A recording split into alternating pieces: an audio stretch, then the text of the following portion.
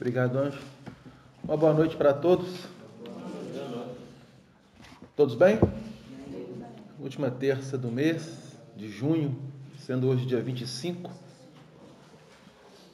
Nós estamos trabalhando já há algumas semanas, na primeira semana propriamente dita, o livro Nosso Lar. E a última semana, é sempre bom lembrarmos que a gente sempre traz um tema livre, de acordo com as dúvidas que as pessoas desejam. E nos foi solicitado, na semana passada, por uma pessoa, nós darmos um enfoque a respeito da questão dos animais. Nós trabalharemos isso no próximo mês, da última semana do próximo mês, se Deus assim o permitir. Porque teríamos que ter uma preparação anterior para que nós possamos estar trabalhando com muito critério a questão dos animais fora do plano físico da Terra. Há grande dúvida de pessoas em referência a isso. E aí nós vamos tocando aqui o barco do livro Nosso Lar, pelo espírito André Luiz, na psicografia de Francisco Cândido Xavier. E estamos atualmente no capítulo 19 da obra. E o título do capítulo é A Jovem Desencarnada. Para que nós possamos compreender, não sei se todos aqui já leram a obra, André Luiz, ele foi um espírito que desencarnou por volta da década de 30 do século passado, não sabemos precisamente o ano, nem o mês, mas que ficou por um tempo em uma região que nós espíritas denominamos sendo o umbral. Seria uma espécie assim de inferno, para que nós possamos entender melhor. E aí ele foi acolhido e levado para uma cidade espiritual que dá nome ao livro, Nosso Lar. E lá ele passou por um tratamento necessário, pois chegou de forma muito desagradável ao plano espiritual, e esse tratamento visava justamente reequilibrá-lo, reorganizá-lo em seu corpo, que se apresenta quando nós deixamos o corpo físico, que é o corpo perispiritual e que a doutrina espírita denomina perispírito. E ao cabo de algum tempo, ele teve alta. Só que como ele não tinha ninguém que pudesse, no sentido de família, na colônia, um dos ministros que o assistia, de nome Clarencio, disse a ele que iria ver aonde poderia estar alocando ele na colônia espiritual, tendo em vista que ele ia ter a alta do hospital, nessa cidade, e para onde ele iria? Teria que ter um teto que o acolhesse. O enfermeiro que estava cuidando dele, Lísias, que no livro fala enfermeiro visitador, e a função do enfermeiro visitador é visitar pacientes em diversos núcleos e edifícios hospitalares daquela região, sendo André Luiz um deles. Lísias vai nos informar que, sob a sua assistência, estavam 80 entidades enfermas hospitalizadas e que 57 delas, incluindo André Luiz, estavam na mesma condição do nosso irmão que nos ditou a obra, André Luiz. E que condição é essa?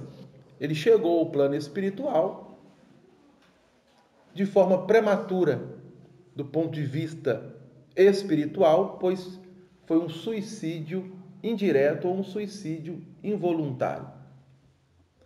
Só que, do ponto de vista físico, jamais passou pela cabeça dele essa situação. E ele só foi, então, entender essa realidade quando lá estava.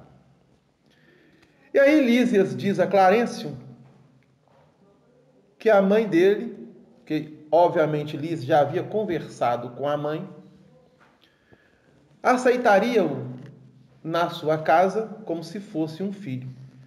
E que se Clarencio o permitisse, poderia levar André Luiz para a casa dele e lá ele pudesse ficar o tempo que fosse necessário, até ele se reencontrar na colônia espiritual Nosso Lar. Aí ele foi para a casa de Lísias.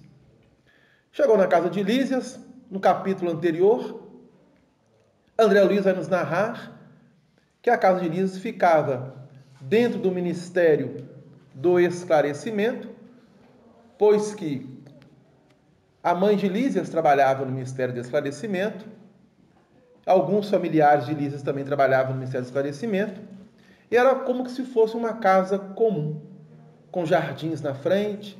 Ele chega, toca a campainha, e André Luiz vai descrevendo toda a cena para nós. Ele adentra a casa, mostrando a mobília da casa, para que nós pudéssemos ter essa compreensão de que no plano espiritual não há nada de extraordinário. A única diferença é que nós não estamos mais no corpo físico. E a dimensão, ela é diferente. Somente isso. Mas tudo é igual. Em outras palavras, aqui no plano físico, que é a projeção daquilo que existe no plano espiritual. E aí, de repente, Lísias, ali com André Luiz, com a mãe, as irmãs de Lísias moravam também com eles, era a mãe de Lísias e duas irmãs. Conversando, chegou o momento da prece coletiva, que todos os dias é realizada na colônia espiritual, entre 17h40 até as 18 horas, antecedendo aí a noite. André Luiz participou. Aí chegam duas pessoas tocando a campainha, eram dois amigos de Lísias, e eles vão fazer uma espécie de passeio para o campo da música. Aí a mãe de Lísias até brinca com eles, falando com André Luiz assim, que também aqui há a vida social. Deixa eu te fazer uma pergunta. Os móveis, tudo assim que tem aqui, tem lá, são plasmados pela mente? Sim. Da mente daqueles que... Dos responsáveis pela colônia. Sei. Não dos que habitam o lar. Tá. Obviamente, toda a arquitetura da colônia espiritual, ela é trabalhada pelas mentes mais evoluídas.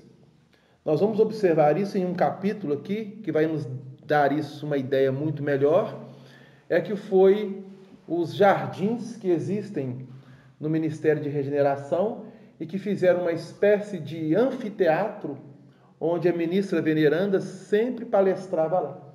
E que esses jardins foram elaborados conforme o gosto dela, pelos espíritos. Sei. E já que é plasmado pelos superiores lá da colônia, não pode, a mente tem que ser muito, como é que fala? Uma concentração muito... Como a gente fica nessa dúvida. Porque na realidade é o seguinte, vejam bem, vamos entender o seguinte.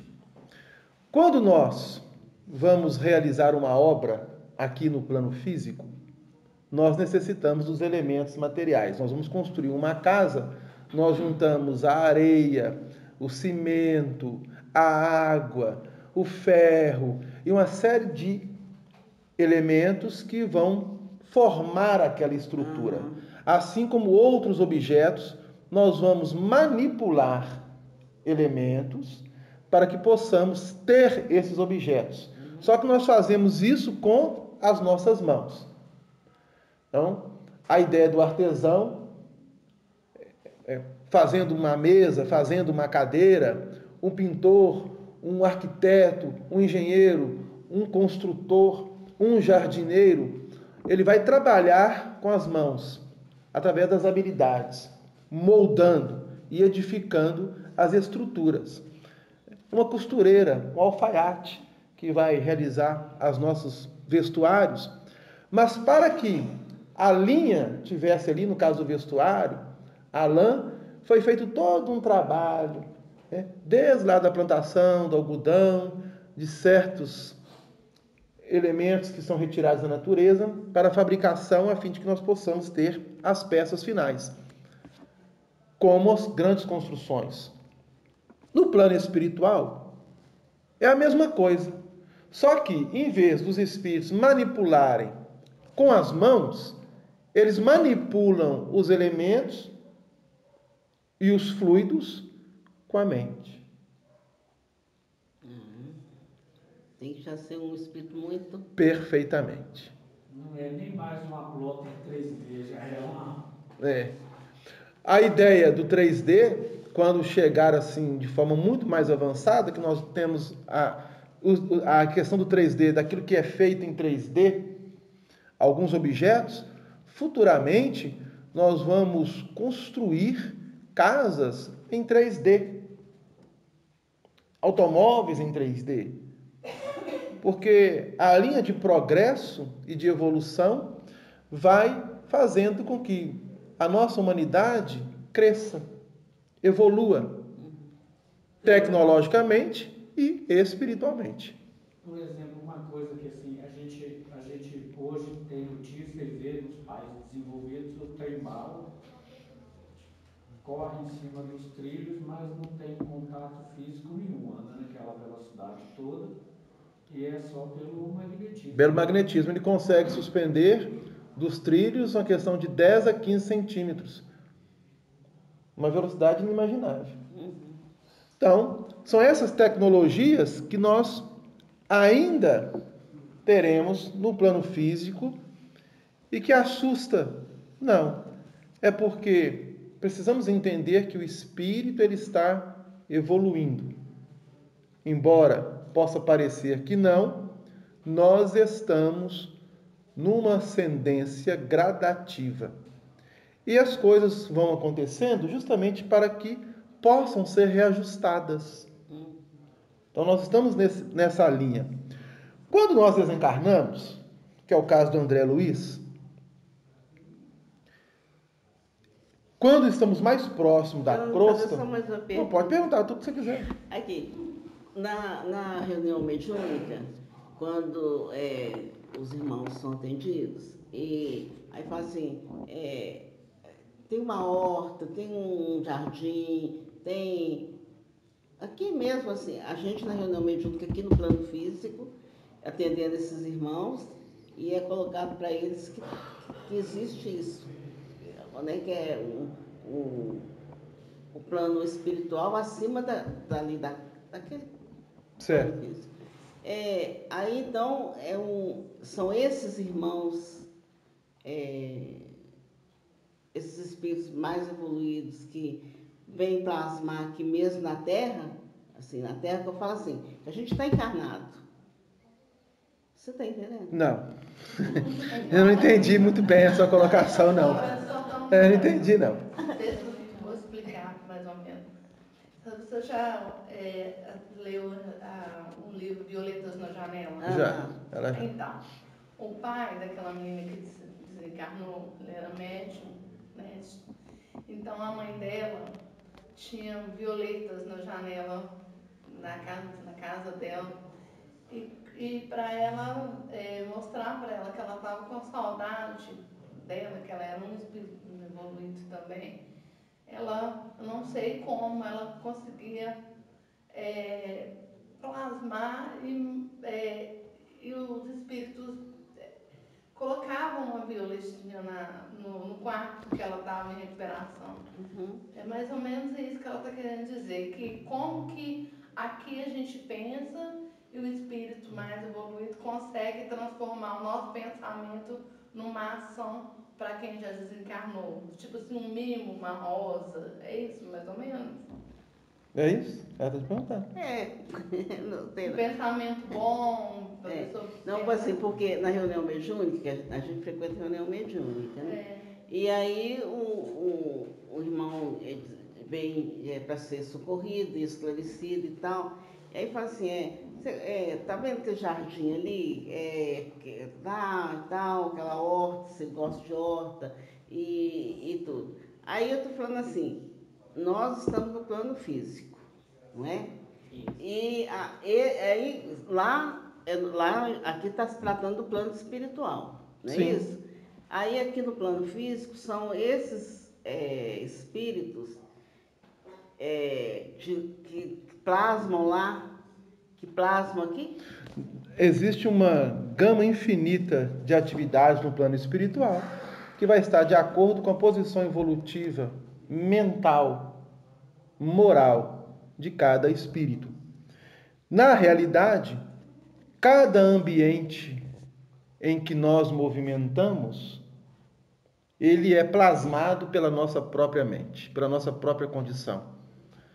Então, quando nós deixamos o corpo físico, nós habitaremos a região de acordo com o nosso peso específico mental, moral, espiritual.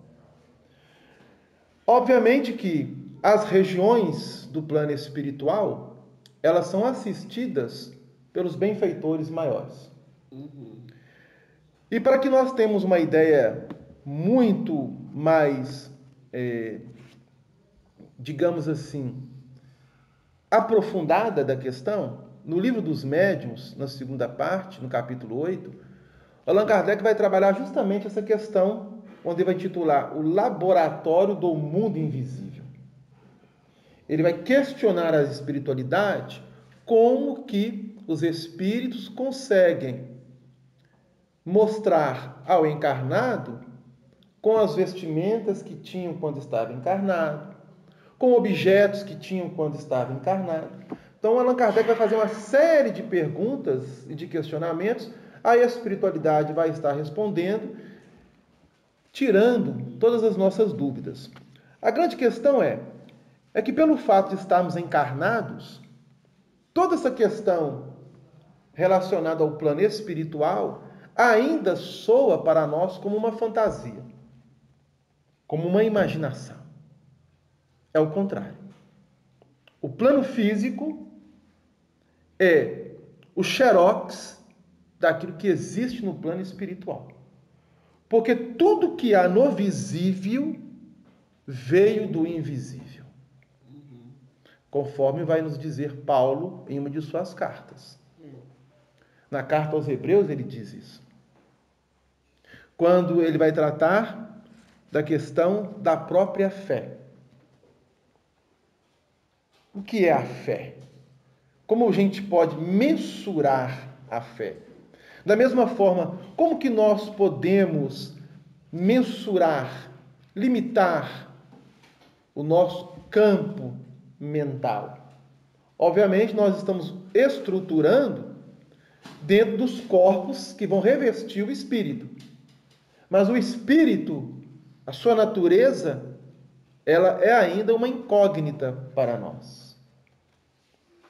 Porque a nossa evolução não permite ter uma compreensão mais exata.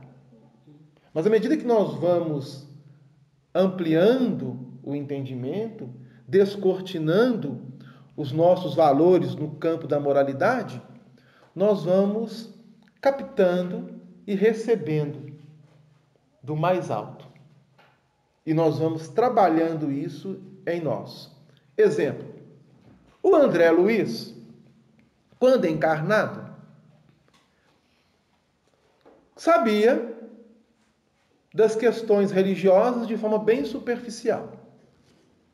Mas ele já tinha o entendimento de que, por intermédio até mesmo da sua mãe, que o levava sempre à missa, porque a mãe dele era católica, embora pelo lado do pai ele tinha uma condição judaica, tanto é que ele vai revelar para nós, nos primeiros capítulos, que ele tinha mais afinidade com o Velho Testamento que com o Novo Testamento, porque a tradição de família, pelo lado do pai, mostrava a ele a necessidade de estar sempre consultando, mas isso foi perdendo força. E a mãe, sendo católica, ele assistia algumas missas, raramente, e a missa, quando tinha um casamento, ou uma missa de 7º dia, de 30 dias, ou um batizado. E olhe lá. Mas mesmo estando ali, ele conseguia captar, através do pensamento, que as questões de céu, de inferno e de uma série de situações fora da matéria. Mas ele não condicionou, quando estava encarnado, a realmente processar isso em si mesmo. Na sua intimidade. E assim somos nós. Por quê? Porque nós ainda, de forma cultural, temos um receio, um medo, um temor em relação à morte, que vai nos acompanhando dentro do instinto de conservação, durante as etapas evolutivas do ser espiritual, mas que ela necessita ser trabalhada por nós, espíritos, ao longo da nossa evolução, só que nós, não sendo suficientemente educados do ponto de vista de nos espiritualizarmos, nós ficamos presos a certos conceitos e atrasando-nos a nossa própria evolução. Então, quando André Luiz desencarna, qual o impacto dele? Ele pensou que estava sonhando, e que estava tendo um pesadelo, e que estava difícil de acordar desse pesadelo. Ele não se imaginava que estava fora do corpo físico. Ele não poderia imaginar que fora do corpo físico haveria um ambiente para recebê-lo. Até que ele foi se saturando e um dia ele se ajoelha e, de forma sentida, faz uma prece à sua forma, à sua maneira. E quando ele faz isso, ele abre então um campo de sintonia e aí a espiritualidade chega e o leva. E a partir daí, um mundo se abre para ele. Então ele não poderia supor que tudo aquilo fosse real. Então qual que é a ideia da espiritualidade? Com a chegada de André Luiz, observando os potenciais desse espírito, como nós já havíamos dito, chegou à conclusão de que ele poderia ser útil trazendo informações para nós encarnados, de uma forma muito mais consistente daquelas informações já encontradas tanto nos relatos bíblicos quanto nas obras básicas da doutrina espírita e algumas obras subsidiárias do espiritismo. Aí nós temos então, por André Luiz, a chamada coleção do mundo espiritual. Por quê? O objetivo da espiritualidade era nos familiarizarmos com a naturalidade da existência fora do corpo físico, mostrando para nós essa realidade de forma bem tranquila, natural, onde não há fantasia nem imaginação, e sim pura realidade. Só que, como nós ainda somos muito presos às questões materiais, obviamente, nós vamos custando a emanciparmos da materialidade para formatar em nós as noções de espiritualidade, mesmo com conhecimento. Mesmo com conhecimento. Por quê? O conhecimento ele é importante, ele abre portas. O espírito, para trabalhar o campo moral, necessita primeiro trabalhar o campo intelectual, conforme vai nos ensinar a espiritualidade superior em um livro dos Espíritos. Mas parece que a gente anda a passos bem curtos, né? Tem a famosa passos largos? Não, passos curtos. Parece que a gente dá 3 passos à frente e volta 4 passos. Por quê? É a natureza da nossa evolução. Então, com a chegada de André Luiz no plano espiritual, ele que foi um médico no plano físico, que tinha um campo intelectual muito bom, obviamente aproveitando também a bagagem que trazia de outras existências e que naquele momento atual, pelo menos nos primeiros livros, ele não pôde entender ainda algumas situações das suas existências passadas. Obviamente hoje, já passado um bom tempo, ele já deve ter algumas informações, porque como ele não se condicionou para a vida espiritual, ele teve grandes conflitos. Então, como que ele iria trabalhar outras existências se aquela atual dele estava envolvida por grandes perturbações e desequilíbrios? Percebeu? Então, não é pelo fato de nós desencarnarmos que vamos chegar no plano espiritual e vamos ter no campo da memória as nossas existências. Não, não é bem assim. Tem uma parte do filme que ele fala, que ele até questiona, que ele acha que ele foi parar no umbral por engano. Ele fala isso, né? Ele não sabe como que ele foi parar, que ele acha que foi um engano. Pois é. É porque, na realidade, nós vamos observar com a obra de André Luiz várias situações dos espíritos chegando no plano espiritual. Então, nós vamos estar no local e no ambiente que nós projetamos e que nós assimilamos e formatamos dentro de nós. Por exemplo, no livro Os Mensageiros, ele chega num ambiente onde há vários espíritos dormindo. E aí ele pergunta ao amigo espiritual, por que eles estão dormindo aí? Eles achavam que quando morresse ia ter o sono eterno, estão dormindo. O corpo perispiritual. Aí o mentor fala assim, agora visualiza atentamente, porque eles passaram por uma série de cursos, de intervenções, para que o campo da visão pudesse penetrar com maior acuidade as mentes. Aí o mentor coloca a mão nele assim na destra, assim, pede para ele, visualiza com atenção. Aí ele passa a ver que o espírito, através do corpo perispiritual, está dormindo, mas a mente está emitindo imagens, vivências, perturbadas, né? De forma completamente desequilibradas e perturbadoras. Aí André toma um susto, mas ele está dormindo ou dormindo? Ele está realmente dormindo, mas parece que ele está como se fosse num sonho. Aí André Luiz, automaticamente, ele vai assimilando aquilo e vai entendendo como que ele também trabalhou isso na sua chegada no plano espiritual, bem de forma diferente, porque ele estava desperto. Ele estava se movimentando, ele não ficou dormindo. Mas ele vai assimilando. Então, a obra de André Luiz, ela vem justamente o quê? Nos dá um suporte muito grande para o entendimento. E aí, essa parte é tão importante porque nós vamos observar a grande variedades de acordo com a estrutura do espírito e do grupo familiar.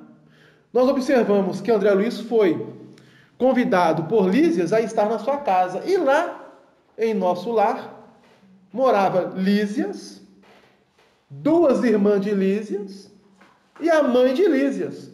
Ou seja, um grupo que esteve no plano físico como família, a mãe e eles como filhos. Eles cresceram, eles casaram, tiveram seus filhos, desencarnaram e foram acolhidos a estagiarem no mesmo núcleo familiar, agora na dimensão espiritual. A gente acha que isso é uma bênção, né? É. Tudo bem. Agora, Diferente de André Luiz. Ele desencarnou, o pai já estava desencarnado, a mãe já estava desencarnada, a irmã que ele não conhecia já estava desencarnada, e ele soube que as duas irmãs que ele tinha também estavam desencarnadas.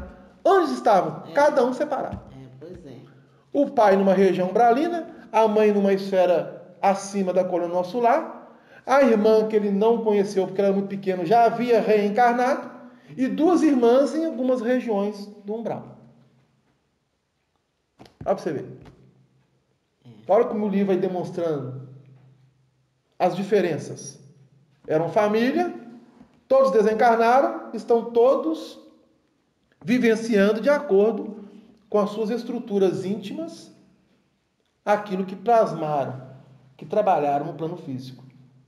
Lísias, as irmãs, a mãe e o marido da mãe de Lísias, que havia desencarnado primeiro que todos, foi ao plano espiritual, trabalhou e angariou recursos, e depois nós vamos entender como que isso é processado no plano espiritual, para ter aquele espaço onde pudesse receber os afetos do coração que foi chegando. Foi chegando. Através da desencarnação. Aí eu fui uma vez, vocês vão perguntar, quer dizer que se eu desencarnar, eu posso chegar no plano espiritual e reencontrar com afetos do meu coração? Vai depender de muitas situações. Isso é possível? Sim, claro. O livro está demonstrando isso. No próprio livro dos Espíritos, colocam que nós estaremos no agrupamento de acordo com as nossas afinidades. Então, obviamente, essa família tinha muitas afinidades. Afinidades boas. Diga-se de passagem. E André Luiz, para ele, foi um choque. Porque ele teve revelações da mãe de questões do pai que jamais passou pela cabeça dele. Questões das duas irmãs, que estavam num processo bem complicado em regiões umbralinas, que jamais passou pela cabeça dele. Assim como também jamais passou pela cabeça dele que ele, ao desencarnar, chegou no plano espiritual como um suicida indireto. Como? Se eu lutei até o fim para não deixar o corpo físico, para vencer a morte, conforme ele vai narrar em capítulos aqui anteriores. Ou seja, então nós estamos gradativamente trabalhando em nós esses valores. E aí, no capítulo anterior, a esse nós vamos trabalhar hoje, o título é A Jovem Desencarnada.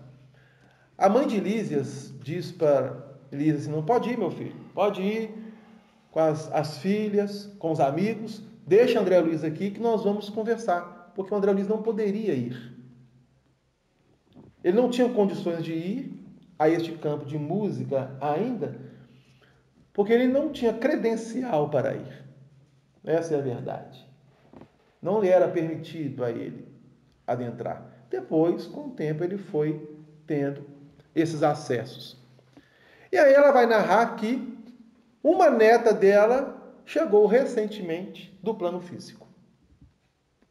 E que se encontrava ali, no lar, também. Neta dela. E a mãe dessa neta, que é filha dela, já estava programada para desencarnar. Como nós vamos observar aqui. E, para onde é que ela iria? Para o lar. Olha para você ver, que coisa interessante. Espíritos afins mesmo. São espíritos afinizados. E que traz uma bagagem muito boa no campo das questões de natureza moral. Aí ela vai dizer o seguinte, o André Luiz perguntou, porque ele sabia que a neta dela estava lá já, ele perguntou assim, a sua neta não vem à mesa para as refeições? Ó, André Luiz está desencarnado, a família desencarnada, depois da prece coletiva, você lembra que a mãe de André Luiz falou assim, vamos jantar? Chamou-os para jantar, para se alimentar. Então eles sentaram numa mesa como essa, em cadeiras como essa, não física, mas trabalhadas na dimensão onde se encontra. Se alimentaram. Lísias, as irmãs e os amigos foram passear, ele ficou, e aí ele começa a perguntar à mãe, uai, a sua neta que chegou do plano físico recentemente, ela não senta à mesa para se alimentar? Perguntei à dona da casa, procurando ensaiar uma palestra mais íntima. Né? Aí ela diz assim, por enquanto, alimenta-se a sós. Ou seja, ela vai levar a comida para ela ao quarto. E por quê? Ela esclarece. A tolinha continua nervosa, abatida. Nós vamos entender o porquê.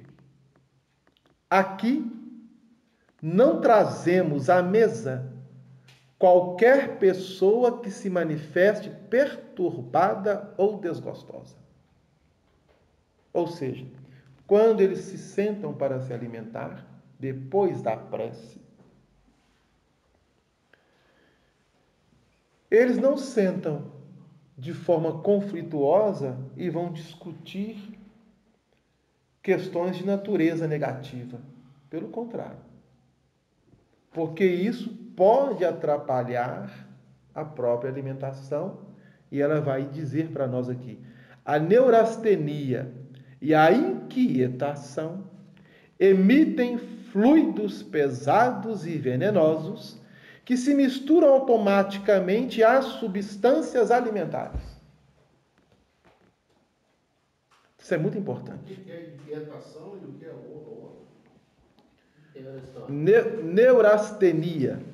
Perturbação mental. Perturbação mental.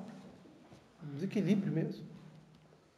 Aí vamos dizer assim, mas peraí, mas se ela está nesse estado, por que ela foi para lá?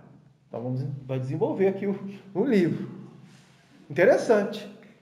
Eu estava me perguntando isso aqui mentalmente, né? Por que ela foi para lá? Mas o que fica de lição para nós é a importância de todas as vezes que nós assentarmos a uma mesa para nos alimentarmos, tomarmos cuidado com o tipo de diálogo que nós teremos. Televisão. Eu não me alimento com a televisão ligada. E eu também não como em pé. Se eu for para comer em pé, eu nem como. Eu sou chato para algumas coisas. Eu gosto de comer sentado. Eu gosto de me sentar, me alimentar tranquilamente. A não ser, em último caso, né? Às vezes, dependendo do lugar e da situação em que você se encontra, tem jeito, você tem que comer mesmo em pé. Mas, se você tem a oportunidade de se assentar com calma, se alimentar com calma, sem pressa, isso é importante. Ao estarmos alimentando, agradecendo por aquele alimento. Muitos irmãos nossos, antepassados, quando se assentavam, faziam uma prece. Hoje você raramente vê isso. As pessoas se assentaram à mesa e fazer uma prece de agradecimento a Deus. Raramente você vê isso. São hábitos, né, que a gente vai se perdendo e que nós necessitamos resgatar. É importante você assentar e, ao se alimentar, não começar a ter discussões de natureza negativa. Por quê? Se o nosso campo mental ele está vibrando, ele está emitindo ondas, essas ondas têm frequência, obviamente nós vamos plasmando um campo de energia que vai nos envolvendo. E ao nos alimentarmos, nós podemos aderir a esses alimentos, essas energias negativas, que poderão nos causar mal-estar. Isso é muito importante.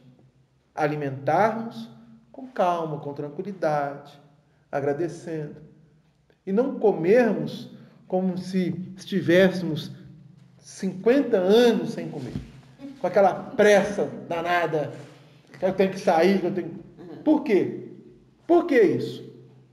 Porque isso faz parte de um processo reeducativo para o espírito.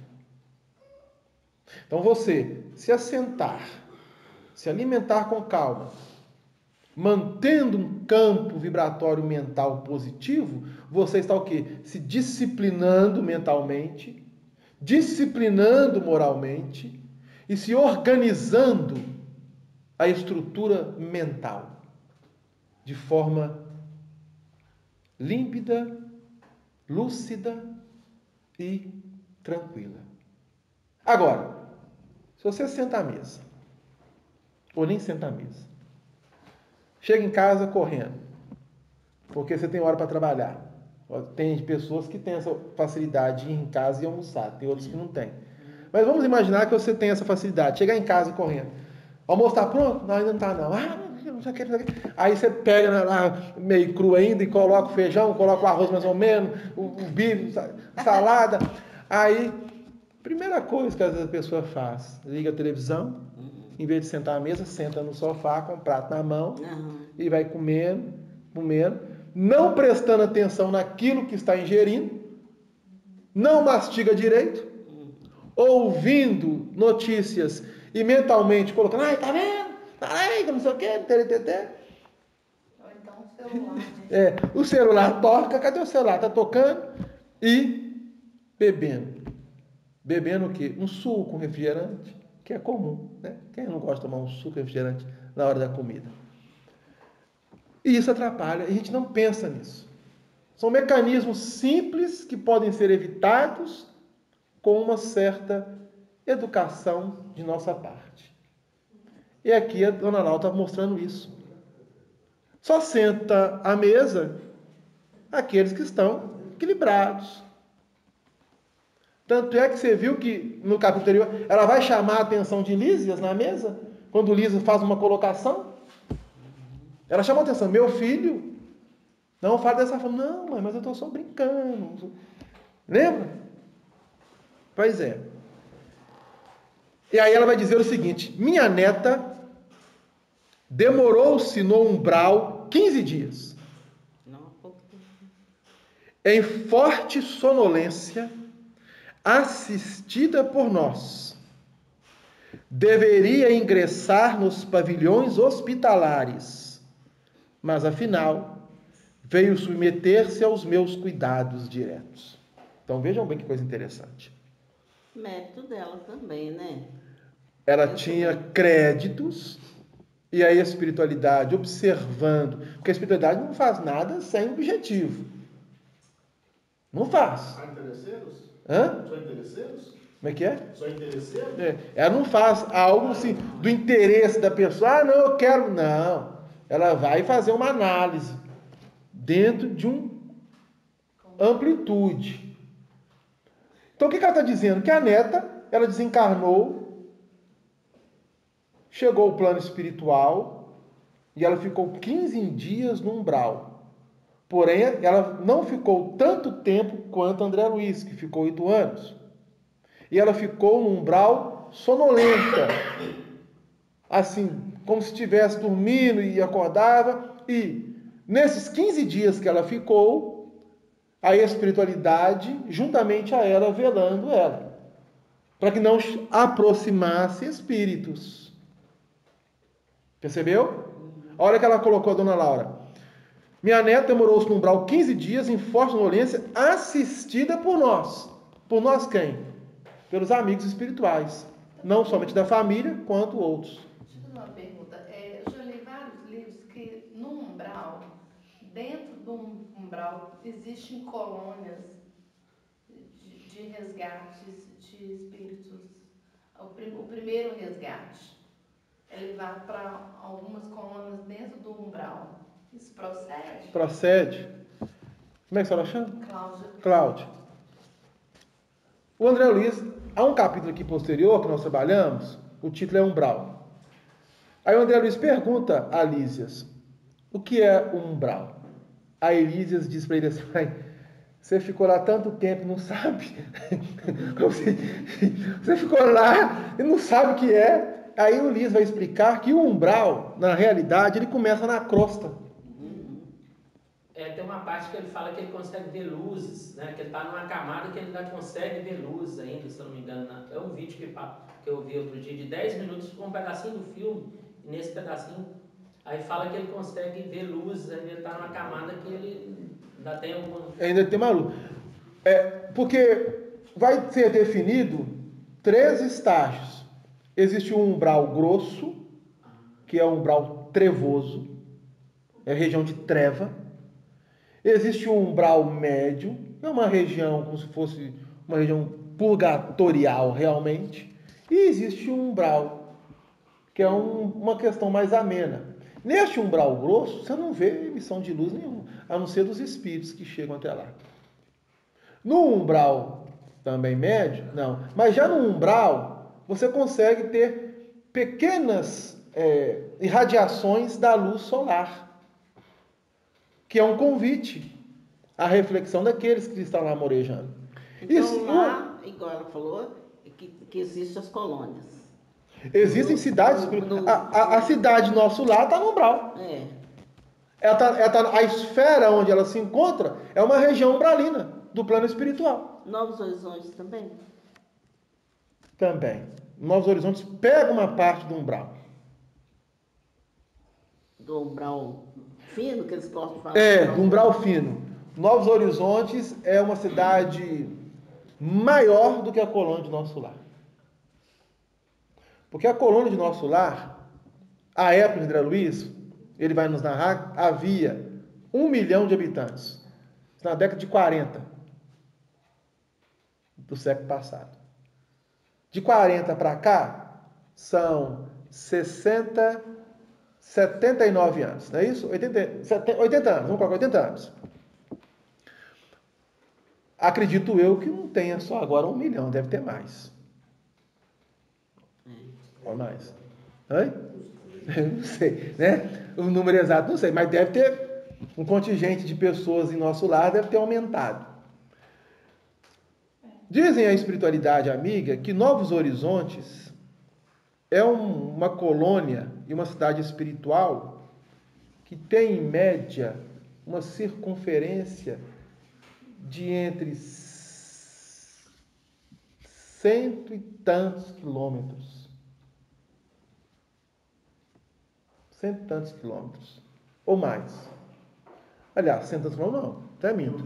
Não, muito mais do que isso. Porque ela vai abranger. O portal dela, quando você chega ali na Afonso Pena, e você está subindo a Praça do Papa, a porta de entrada dela, no plano espiritual, é como se você estivesse na direção ali, ó, no rumo certinho. É a porta, o portal de entrada. E dali, ela vai abranger a Serra do Curral para outras regiões do estado de Minas, chegando a São João del Rei e Ouro Preto. Pois é, porque vários irmãos nossos desencarnados. Ela é muito grande. Igual o Sonório, outros Oswaldo, tudo estão nessa colônia, no livro. Eu esqueci o nome do livro. O Oswaldo não. O Oswaldo, ele teve lá na colônia, teve na colônia Nosso Lar, mas o Oswaldo, irmão do Honório, é pessoas do movimento espírita desencarnado na cidade de Belo Horizonte.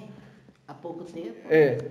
O seu Oswaldo, ele está em um posto de socorro que é um braço da colônia de Nosso Lar no plano espiritual. Não faz parte do Novos Horizontes? Não. Aqui na esfera espiritual de Belo Horizonte. As colônias espirituais, ela tem vários postos de socorro espalhados pelas regiões. A cidade Nosso Lar, existem inúmeros postos de socorro que é como se fosse uma filial, um braço dela, na área espiritual. É um núcleo onde recebe essas pessoas que chegam, que ali são trabalhadas e depois reencaminhadas de acordo com as suas necessidades, para uma cidade espiritual ou para alguma região melhor no plano espiritual. Quem vai condicionar isso? É o próprio espírito. A jovem aqui, ela desencarnou, ela ficou apenas 15 dias. Aí o que aconteceu? Ela teria que ser levada para o parque hospitalar de Nosso Lar. Observando que a senhora Laura e a estrutura da família poderia dar a ela condições melhores de que está no hospital, em vista da recuperação. Você está doente, você prefere recuperar onde? No hospital ou na sua casa? Em casa. Dá mais uma mãe. Em casa.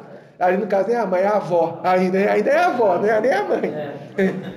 É a avó, que mima mais que mãe. Pois é.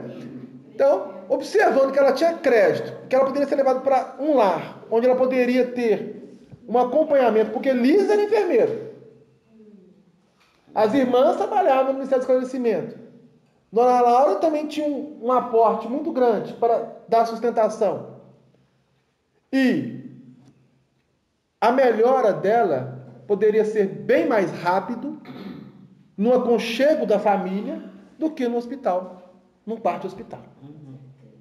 Então, a hospital observou isso. E observando também que ela tinha condições espirituais para isso. Porque se não tivesse, não tinha levado.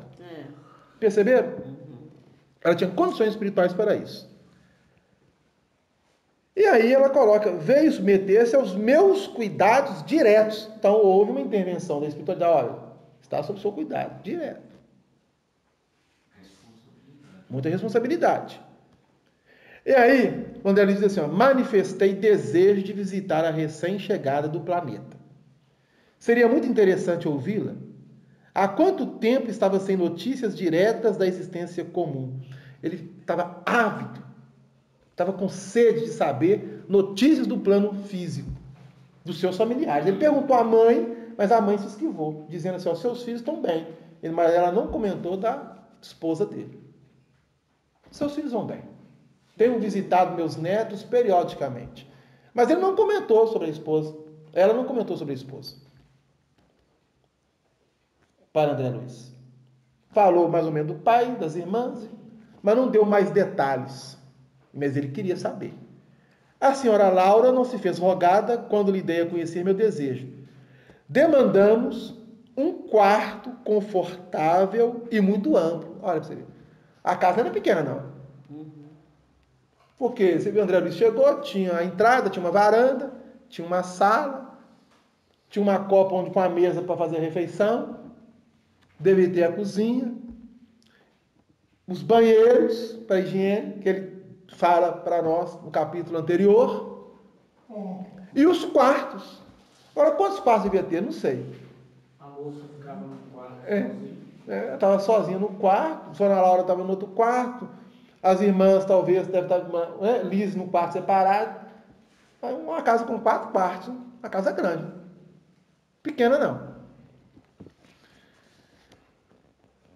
Demandamos um quarto confortável, muito amplo. Uma jovem muito pálida repousava na cama não, em cômoda poltrona. Surpreendeu-se vivamente ao ver-me. Então ela estava sentada numa espécie de poltrona dentro do quarto, próximo à cama, e assim, bem abatida. A gente ter essa ideia. Aí, ao entrar no quarto, a senhora Laura diz, este amigo, Heloísa, o nome dela é Heloísa, é o irmão nosso que voltou da esfera física há pouco tempo. Já havia 8 anos, né? Eu nem ia falar com ela, que já tem 8 anos. Amor, então você vê, até nisso os espíritos são cuidadosos. Eles são bem com a fala. Mas o que vai falar? Aqui é o André Luiz, nosso amigo. Tem 8 anos que ele voltou do planeta. Não. Esse é o nosso amigo de Lísias, da nossa família, e que voltou também há pouco tempo do plano espiritual, porque 8 anos não é nada, comparado com a eternidade. A moça fitou-me curiosa, embora os olhos perdidos nas fundas olheiras traduzissem grande esforço para concentrar a atenção. Cumprimentou-me, esboçando vago sorriso, dando-me eu a conhecer por minha vez. Deve estar cansada, observei, tentando puxar assunto. Antes, porém, que ela respondesse, adiantou-se a senhora Laura, procurando subtraí-la a esforços diante da tosse fatigante. Por quê? Heloísa tem estado inquieta e aflita, e em parte justifica-se. A tuberculose foi longa e deixou-lhe traços profundos. Entretanto, não se pode prescindir a tempo algum do otimismo e da coragem. Então a jovem desencarnou pela questão da tuberculose. Que sabemos que bem pouco tempo atrás, muitos irmãos nossos desencarnavam E ela ainda por efeito da levou tuberculose. isso, o resquício da tuberculose Levou para o plano espiritual. E no passado, Belo Horizonte era uma cidade que era referência em tratamento de problemas respiratórios, assim. Por causa das, uma região que montanhosas em volta, e a gente vê os retratos de 50, 60 anos atrás, a gente vê.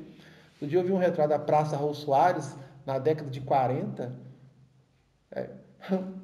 de 50, gente, é como se fosse uma cidade realmente anterior, bem,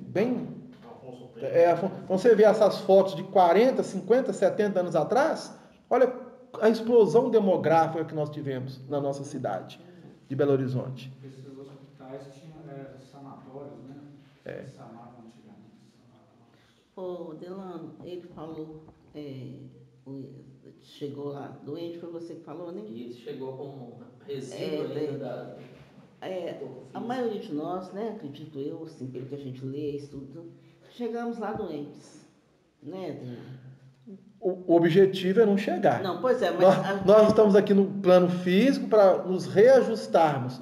Mas como nós somos ainda muito indisciplinados, haja visto até como vamos alimentar a mesa, conforme colocou aqui o livro para nós, a gente leva essa carga energética que necessita ser eliminada. Né? Necessita ser eliminada. Por que ela ficou no umbral ainda 15 dias? Para eliminar certos resíduos trazidos do próprio plano físico e que estavam impregnados no corpo perispiritual. Ela ficou 15 dias. Mas mesmo assim ela ficou assistida pela espiritualidade, porque nenhum espírito chegou perto para atacá-la. Porque poderia ter chegado. Como deve ter realmente se aproximado, e a espiritualidade fez o cerco magnético, não deixando que aproximasse. Então, até nisso, a espiritualidade cuida da gente. Então, ela chegou pela tuberculose. Aí a jovem arregalou os olhos, muito negros, como a reter o pranto, chorando, em vão.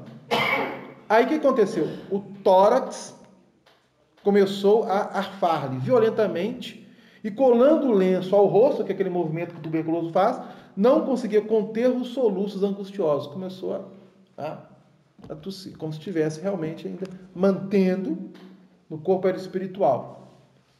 Aí a senhora Laura vai dizer para ela o seguinte: tolinha, disse a meiga senhora abraçando-a, é necessário reagir contra isso. Estas impressões, olha para você ver, estas impressões são os resultados da educação religiosa deficiente, nada mais. Educação religiosa, porque a família de Lísias era católica. A mãe da Heloísa, que vai chegar, é uma católica fervorosa, como vai dizer aqui, descrevendo no livro.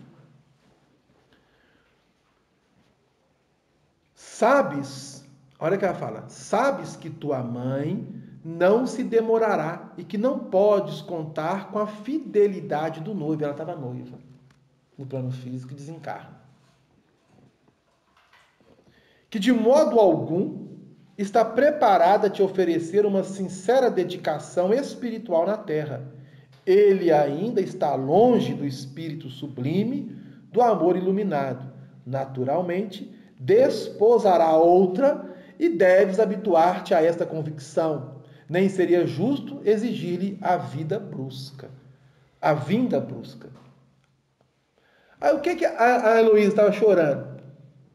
Porque ela estava desencarnada e todos os sonhos de moça que ela tinha, estava noiva, planejando um casamento, ter filhos, todos aqueles procedimentos de uma vida comum de nós mesmos, foi interrompida pela desencarnação. Ela chega no plano espiritual, mantendo o pensamento preso ainda às questões materiais, e aí, obviamente, aquilo que o corpo físico dela estava resgatando pelo processo da tuberculose, manteve ainda no corpo perispiritual os resquícios, necessitando ser trabalhado. E a mente presa ao noivo. Aí o André Luiz escutou. Estava do lado. Ele já sabia que estava 8 anos desencarnado. Obviamente passou pela cabeça dele, será que minha mulher arrumou outro? Né?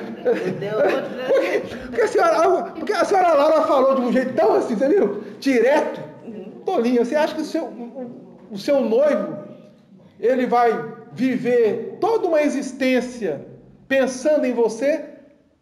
Ele é um homem comum. Obviamente, ele vai enamorar, vai casar-se, vai ter filhos. Ele não vai viver uma vida casta para desencarnar, para depois reencontrar você. Não vai. Não é da natureza dele. Então ela foi sincera, verdadeira, e uma sinceridade bem, né, digamos assim. O André Luiz escutando aquilo, falou assim, gente, tem 8 anos, estou desencarnado. E a minha esposa, será? É diferente, né? Porque no pensamento do homem, quando ele desencarna, não passa pela cabeça dele que a viúva que ficou na terra vai encontrar uma outra pessoa e vai casar de novo. Nós estamos na década de 40. Nós estamos na década de 40. Lembremos disso, né? Hoje, ainda as questões ainda estão truncadas, mas elas estão tendo uma abertura melhor. Agora imagine isso há 70 anos atrás. O luto era normal, o luto ser muito longo, né? É. Nós vamos fazer uma breve interrupção para a prece de radiação.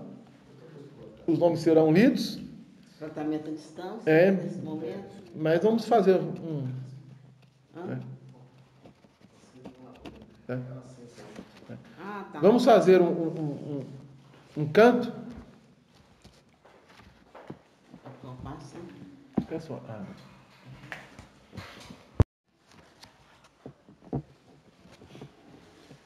Então nós vamos dar continuidade. Aqui é o capítulo 19 da obra Nosso Lar, cujo título é A Jovem Desencarnada.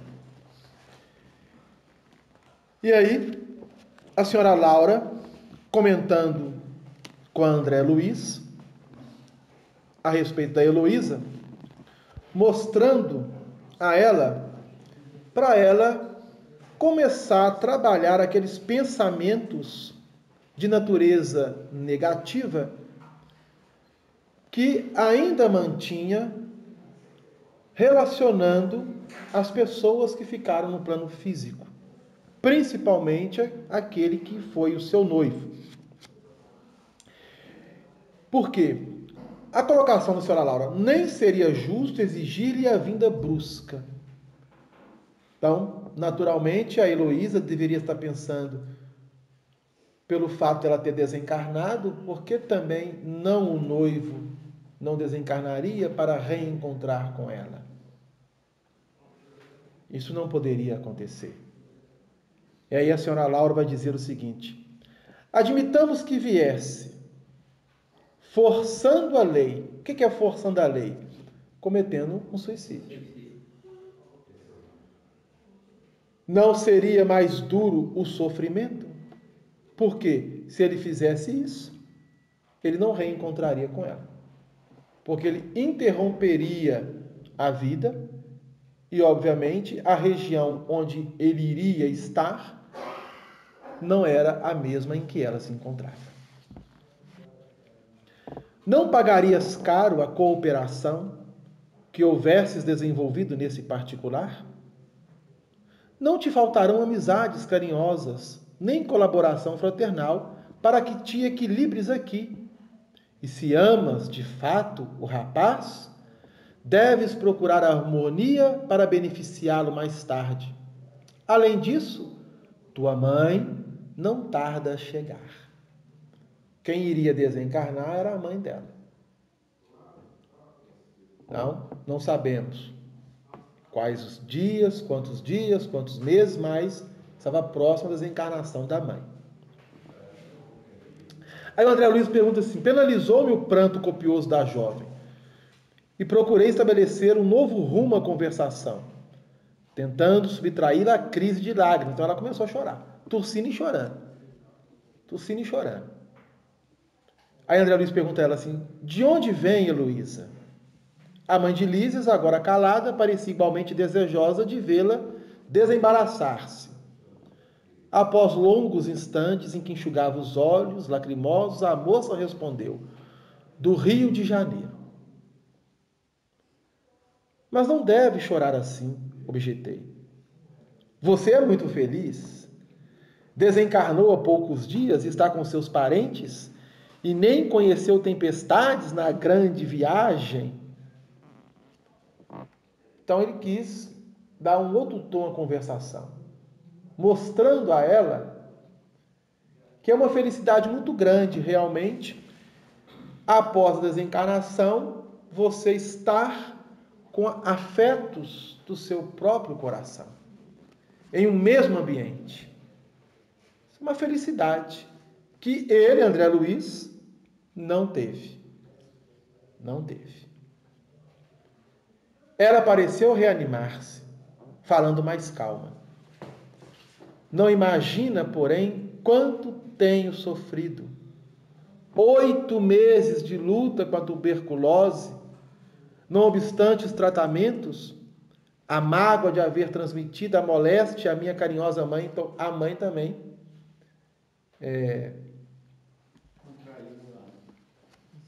a tuberculose por intermédio da filha, por os cuidados maternos em relação à filha, muito próximo, estava tossindo. Então, obviamente, ela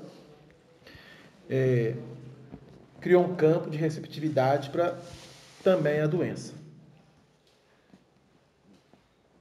Além disso, o que padeceu por minha causa o pobre noivo é inenarrável. Então ela está narrando, André Luiz, que ela se sente culpada por 2 motivos. Primeiro, de ter passado a tuberculose para a mãe e pelo fato do noivo ter passado maus momentos em relação junto dela, pensando que realmente ela iria morrer, desencarnar. É o pensamento do rapaz, né? Que ela iria morrer. Eu não pensava que ela iria desencarnar. Ela vai morrer. E aí, ela está sofrida. Aí a senhora Laura vai dizer para ela o seguinte: ora, não diga isso. Na Terra, temos sempre a ilusão de que não há dor maior que a nossa. Pura cegueira. Há milhões de criaturas afrontando situações verdadeiramente cruéis, comparadas às nossas experiências. Então, o que ela está mostrando a Heloísa? Que pelo fato de ela ter tido tuberculose, ter desencarnado, ter se separado do noivo, dos familiares no plano físico, e ter tido interrompido todos os seus sonhos, não faz dela da pessoa mais sofrida do mundo. Aí a senhora Laura vai lembrar que na Terra, milhões e milhões de pessoas estão em situações muito piores do que a dela.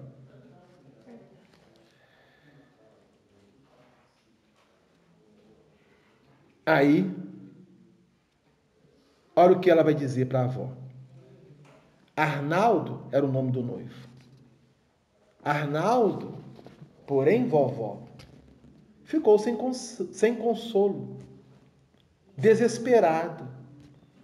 Tudo isso dá que pensar, acentuou contrafeita. Aí, a avó vai dizer para ela.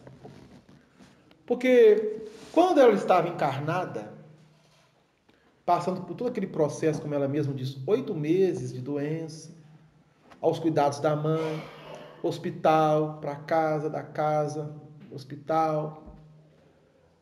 É claro que a senhora Laura, os familiares dela, os amigos espirituais, sempre que estavam dispostos, vinham até a crosta e ali ajudar naquilo que fosse possível. Não somente a ela, Heloísa, mas a mãe e os outros espíritos que ali estavam transitando no ambiente do lar. Então nós vamos observar isso também. que essa assistência não foi somente após a desencarnação. Foi durante todo o processo da tuberculose que a moça havia contraído. E obviamente que a própria mãe dela, que também vai desencarnar, está sendo assistida pelos amigos espirituais e pela própria senhora Laura, que de acordo com as disponibilidades dela, ela se desloca do plano em que se encontra até a crosta para levar ali o consolo à própria filha. E aí ela vai dizer o seguinte para ela: e acreditas sinceramente nessa impressão? Qual era a impressão da neta? Que o noivo estava completamente desconsolado, sofrido com a separação, com a desencarnação dela. Aí a senhora Laura chama atenção. Acreditas nisso? Perguntou a matrona com inflexão de carinho.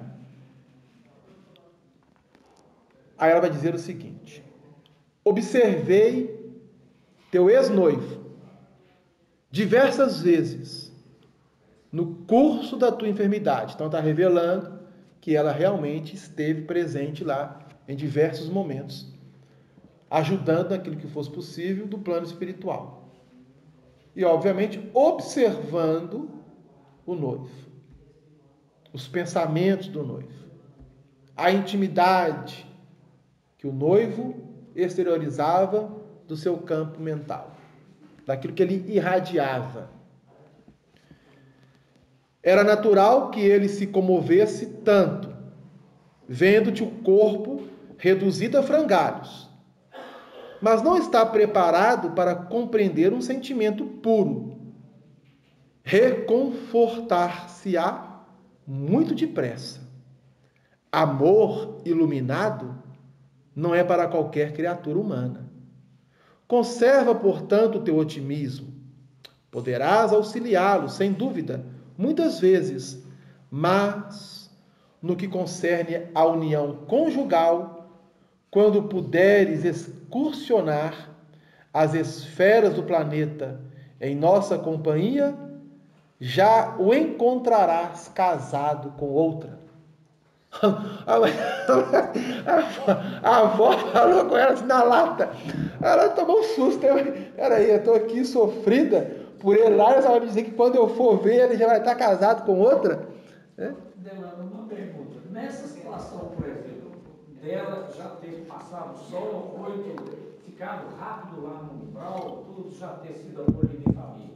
Ela poderia, por exemplo, no que a avó falou com ela, que o noivo poderia estar já casado, já falou para ela na lata mesmo, que ela, na hora que tivesse condições de vir a ver o noivo aqui na terra, que ele já poderia estar com outra. Num caso desse, ela poderia, por exemplo, desenvolver um ódio, alguma coisa dele, um sentimento menos puro, e voltar de novo ao umbral? Perfeitamente. Sim. Perfeitamente. É mesmo? Por isso que ela já estava falando com ela. Já estava instruindo ela. Otimismo, confiança, fé. Ou seja, não estava passando a mão na cabeça dela. Não, minha filha, fica tranquila, tudo vai dar certo.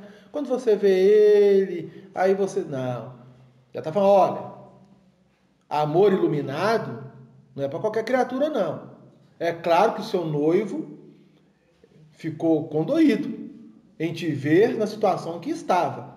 Mas isso não quer dizer que ele não vai, como um homem, encontrar uma outra mulher e viver a vida comum de uma pessoa encarnada, porque ele é jovem, ele tem sonhos, pensa em casar e tudo. Então, não se prenda a uma situação que poderá te prejudicar. E quando ela está falando isso com ela, obviamente, olha como que a espiritualidade ela utiliza através da fala de um para ajudar a outro.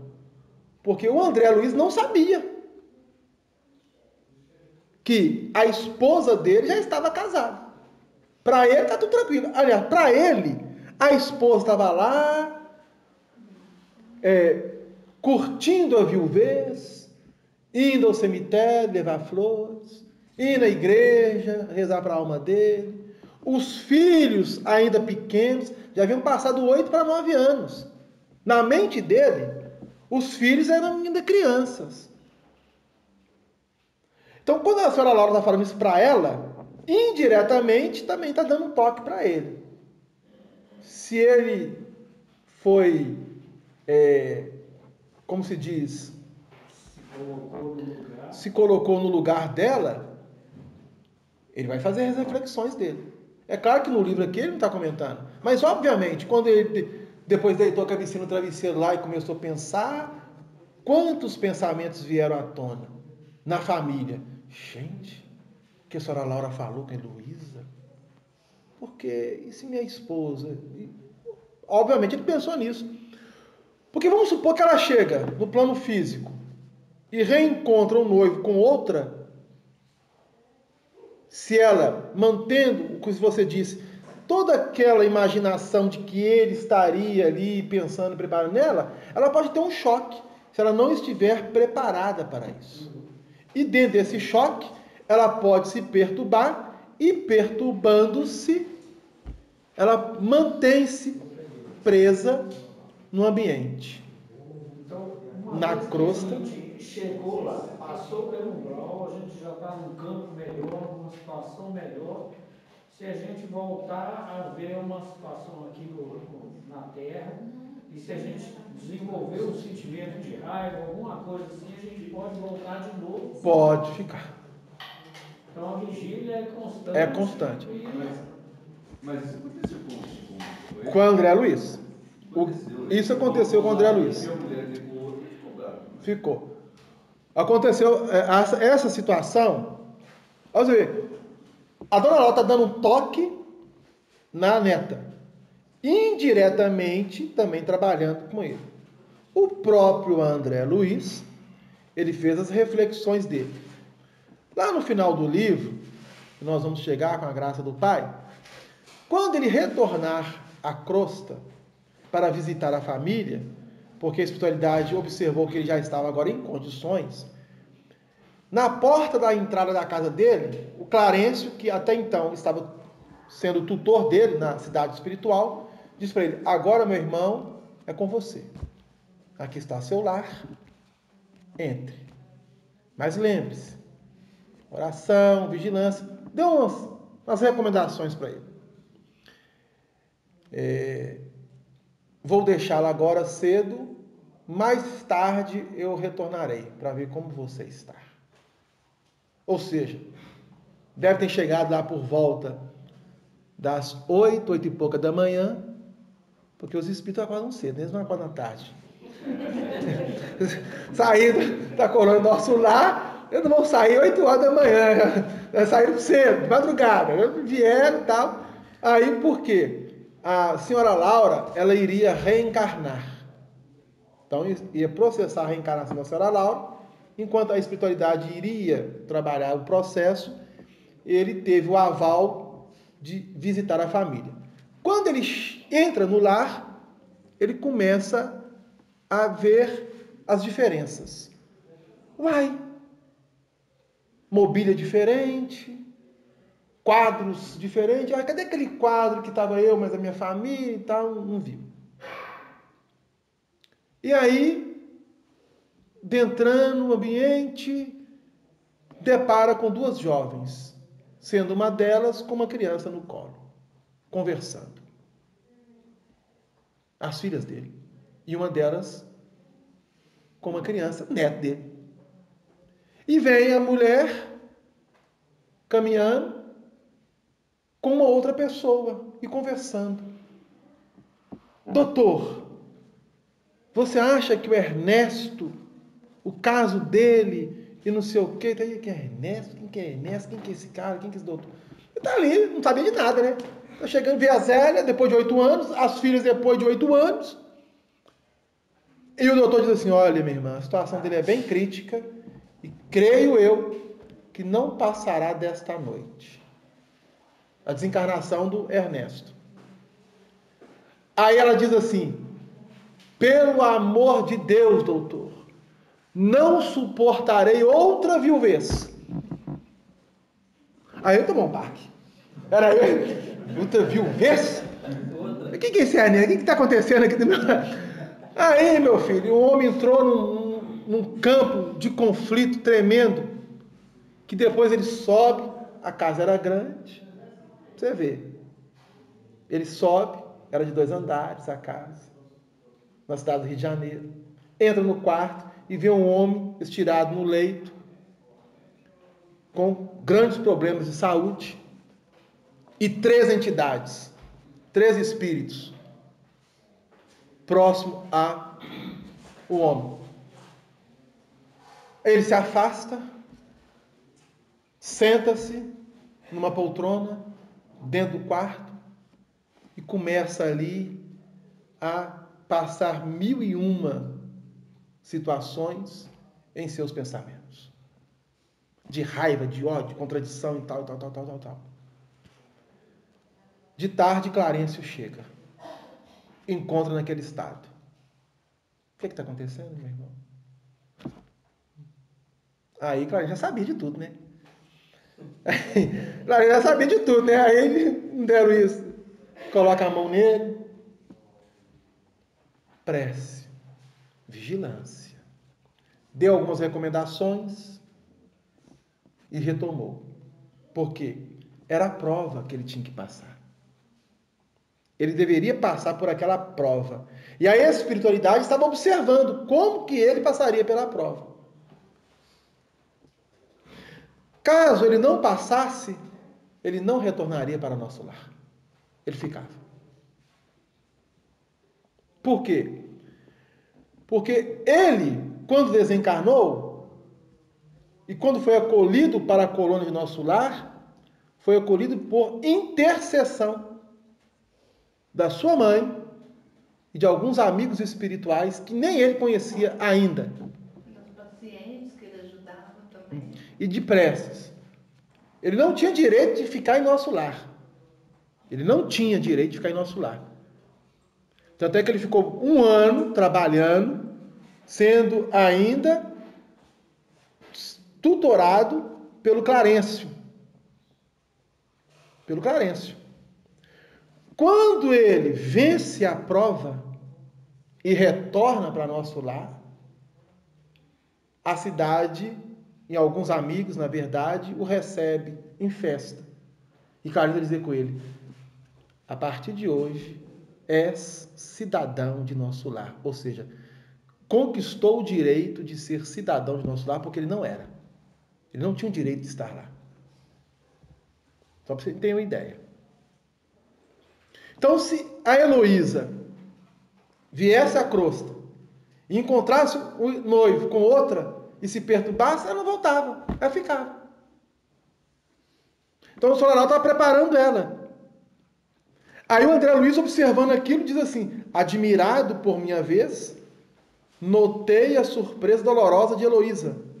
Não sabia a convalescente como portar-se ante a serenidade e o bom senso da avó. E André Luiz ouvindo. A Heloísa pergunta para a avó: mas isso será possível? A genitora de Lísias esboçou um gesto extremamente carinhoso e falou: não sejas teimosa, nem tentes desmentir-me. Foi firme, né? A avó é durona, você vê que ela é dura na queda. Vendo que a enferma parecia tomar a atitude íntima de quem deseja provas, a senhora Laura insistiu muito meiga, porque ela falou com uma veracidade, uma consistência muito grande para a jovem. A jovem não acreditou: não, meu noivo, apaixonado por mim, me ama. Aí a avó diz assim: não te recordas da Maria da Luz? A colega que te levava flores todos os domingos?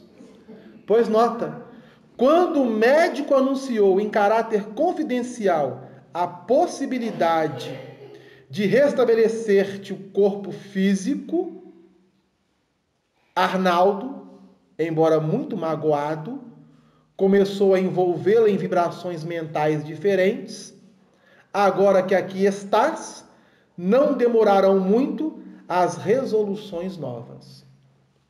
O que a senhora Laura está dizendo para ela? Que quando o médico, longe dela, falou para a mãe dela e para o noivo, olha, infelizmente a situação dela é complicada, eu dou X dias de vida para elas.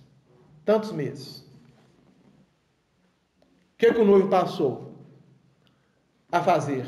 Bom, já que eu não tenho ela e a amiga está vindo aqui, eu também vou vir todos os domingos e vou começar a ter pensamentos diferentes envolvendo. E foi o que aconteceu. A neta, vó, que horror! E é isso, é Maria da Luz? Arnaldo? Não! Pensando, né? Aqui o André foi muito caridoso, né? Ah, que horror, vó. Naturalmente ela deve ter saído no tamanho com a avó. Né? Brigado com a avó, né? Não, é assim não. Aí a avó diz, horror por quê? Horror por quê? É preciso te habituares a considerar as necessidades alheias. Teu noivo é homem comum. Não está alertado para as belezas sublimes do amor espiritual. Não podes operar milagres nele, por muito que o ames. A descoberta de si mesmo é a panagem de cada um, ou seja, ele ainda vai passar por muitos processos no plano físico, até ter um encontro consigo mesmo, e que talvez poderá até ter fora do plano físico, ou até mesmo em outra encarnação, dependendo de cada espírito. Arnaldo conhecerá mais tarde a beleza do teu idealismo, mas por agora é preciso entregá-lo às experiências de quem necessita. Ele é jovem. Não me conformo, clamou a jovem, chorando. Justamente Maria da Luz, a amiga que sempre julguei fidelíssima. Aí você vê o Paulo, nada fica escondido. Então a avó já estava preparando ela, porque se ela chegasse no plano físico e deparasse com o Arnaldo e a Maria da Luz trocando carícia, ela ia ficar doida, perturbada. Como assim? O que é isso? Ela não ia ter estrutura.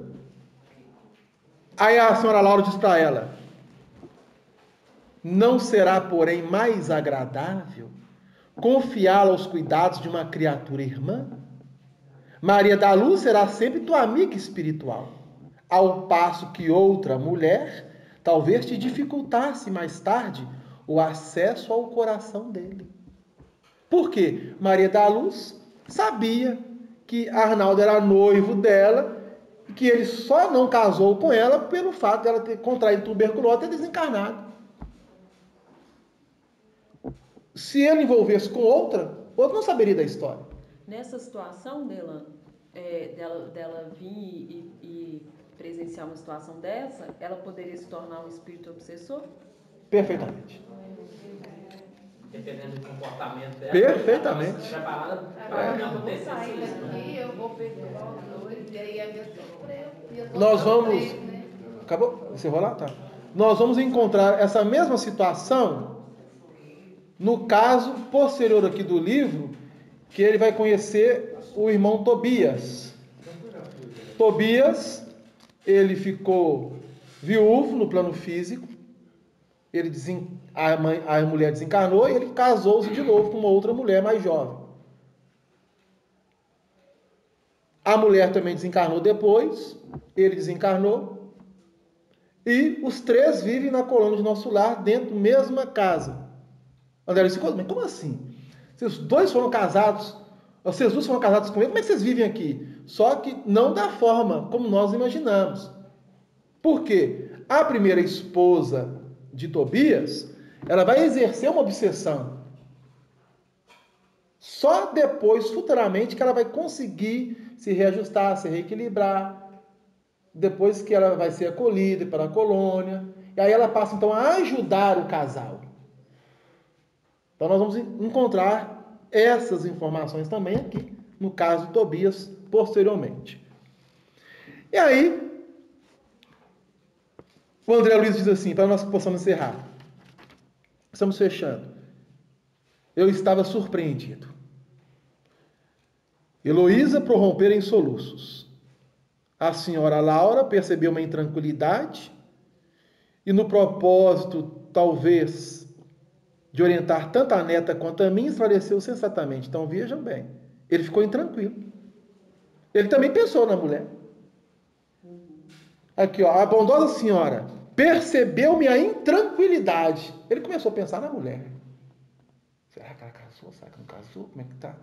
E isso começou a criar um rubor dentro dele. Aí a senhora Laura diz assim, ó, sei a causa do teu pranto. Nasce, olha o ensinamento que ela vai dar, nasce da terra inculta do nosso milenário egoísmo, da nossa renitente vaidade humana. Entretanto, a vovó aqui não te fala para ferir-te, mas para te despertar para a realidade. Imagino que ele foi colocado nessa família, né, para ele passar por essa preparação. Mas a espiritualidade não faz nada sem objetivo, não. É. Então, quando o Ulisses falou com Clarence assim, olha, eu posso levar para casa? A Clarence, claro, meu irmão, Jesus alegra-se com todos aqueles que têm amigos e granjeia amigos. Clarence sabia das qualidades da senhora Laura, da família de Lísias, e que isso seria uma experiência boa para ele, que iria fortalecer ele, e muito, um ambiente familiar, uma estrutura boa familiar, na colônia, nosso lar, que vinha já desde o plano físico, completamente diferente. Nessa hora ele deve ter pensado assim, né? Ela que está aqui 15 dias, não aconteceu isso tudo. Com certeza. Esse pensamento foi correto. Em 15 dias que ela desencarnou, já está esse enredo de novela danado. Eu estou 8 anos aqui, meu Deus.